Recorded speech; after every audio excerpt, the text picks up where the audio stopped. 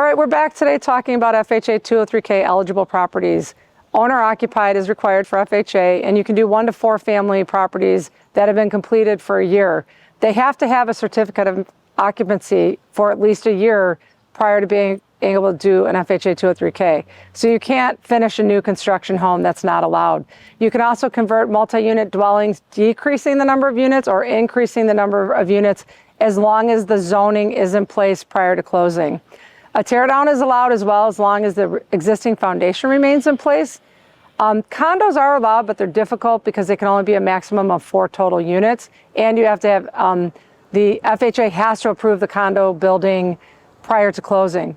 Townhomes are allowed. They're treated as single family properties, and we can also do mixed use as long as the residential square footage is 51% of the square footage. On a mixed use property, you cannot renovate any part of the commercial unit. So if the commercial unit will not pass FHA minimum standards, we wouldn't be able to finance it. So join me for more tips on FHA 203K. And if you have any questions specifically about what we just talked about today, leave a comment.